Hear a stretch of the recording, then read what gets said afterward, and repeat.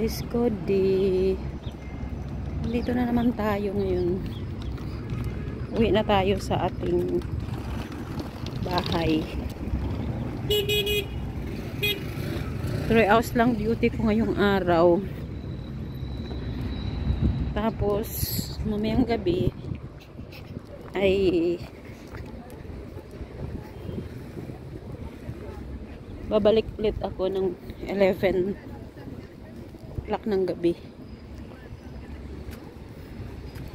So, ang hirap.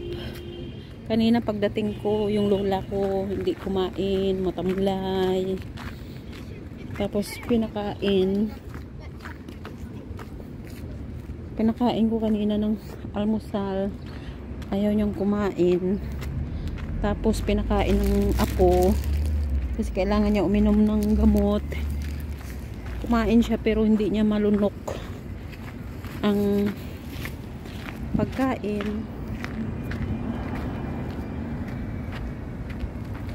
Kaya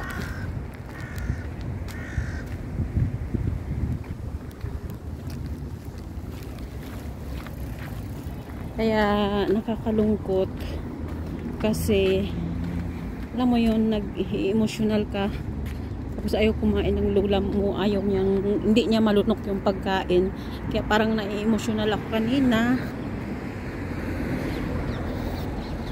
sa sitwasyon ng lola ko. Tapos biglang nag-error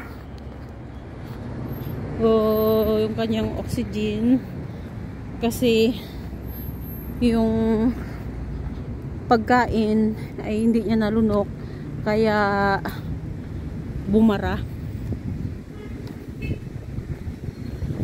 So dapat pala dito ako dumaan.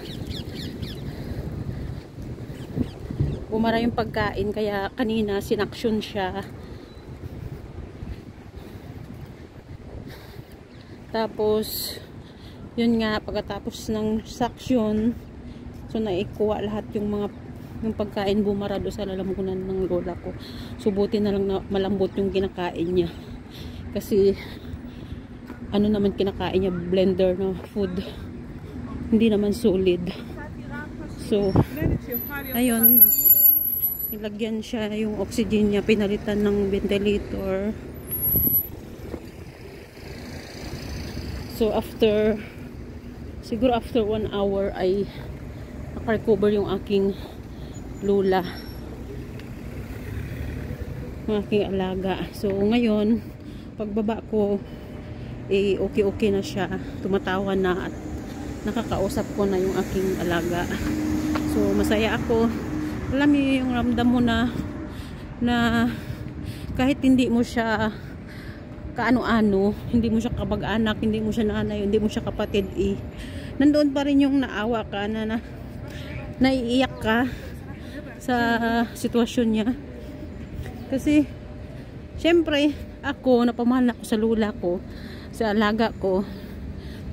Magpo 5 years na kami magkasama next month, March 24.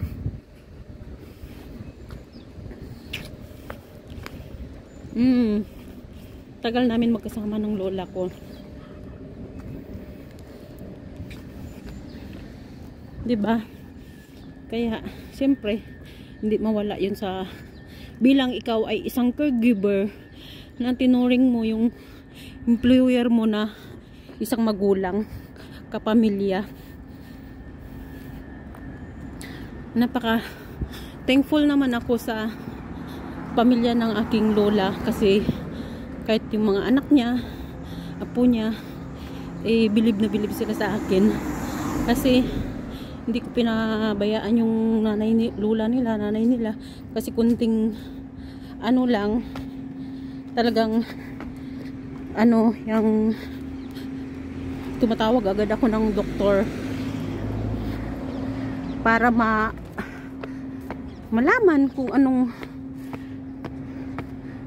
sitwasyon ni lola. Kasi sabi ko nga, doktor lang naman nakakaalam, hindi naman tayo doktor.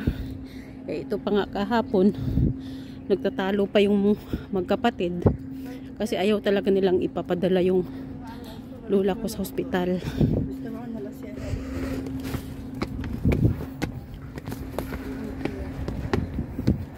shortcut tayo dito sa shortcut. Ayaw nilang ipapadala sa ospital kasi gusto check up lang ng doktor. Para sa akin, hindi pwede. So, kailangan talagang emergency na siya. Kasi, kita mo sa itsura niya, na hirap na siya. So, hinihingal ako kasi paakyat. So, habang nagtatalo yung mga anak, sabi ko, pwede ba? Nag-interrupt ako, sabi ko, pwede ba? Tumahimik kayo. Ang sinabi ko, kailangan natin padala ang nanay niyo sa doktor. Hindi kayo doktor at hindi rin ako doktor. So, ang nakaalam sa sitwasyon ng nanay niyo, doktor. So, mas better na papadala natin sa ospital. Tawagan niyo ulit ang emergency call. Kasi nag-refuse sila doon sa unang tawag ko sa emergency call. Dapat ambulance na yung darating. Nag-refuse sila. So, tinawagan nila ulit. Ayun. Agad-agad naman, after 30 minutes, ay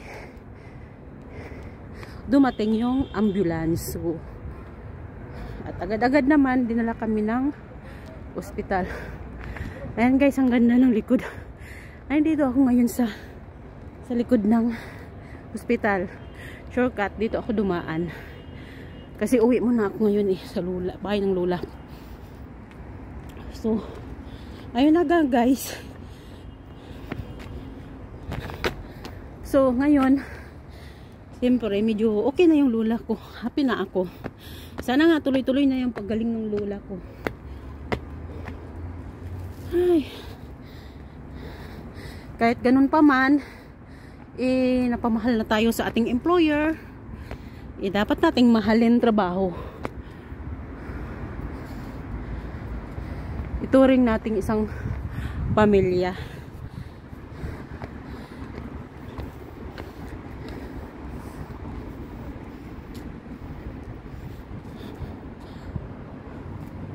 So dito ako, nag-shortcut ako, hindi ako nadumaan sa kabila, dito lang ako dumaan.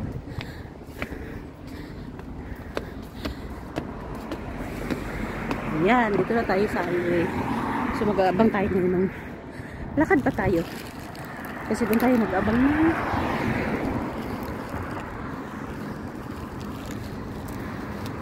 sasakyan sa taas.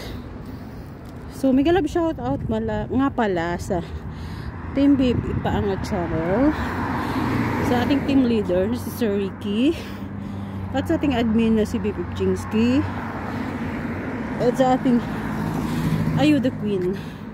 Mega love shout out. At sa lahat ng members ng Team Babe Ipaangat Channel, mega love shout out. Hindi ko na kayo isa-isahin pa kasi napakadami nyo. So, pasensya na kayo kung hindi ako masyadong makasupport sa mga LS nyo. Kasi ito nga, gawa ng medyo busy. Walang time. Broken time ang pasok ko sa ospital.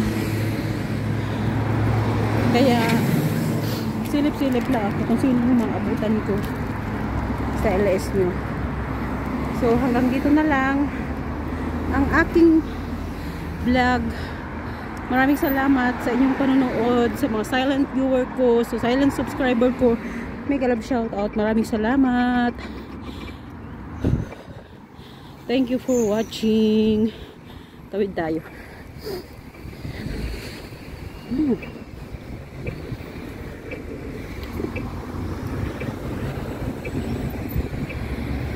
So, ito. Mainit. Kaya lang mangitay muna natin kasi naka red light.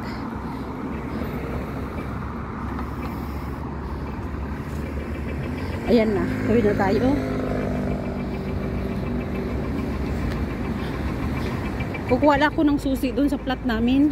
Ay, sa bahay ng lola ko. Tapos uwi ako sa plat ko. Kasi di naman ako makatulog ng maayos sa bahay ng lola ko. So, mas maigi na lang na doon ako sa plat matulog.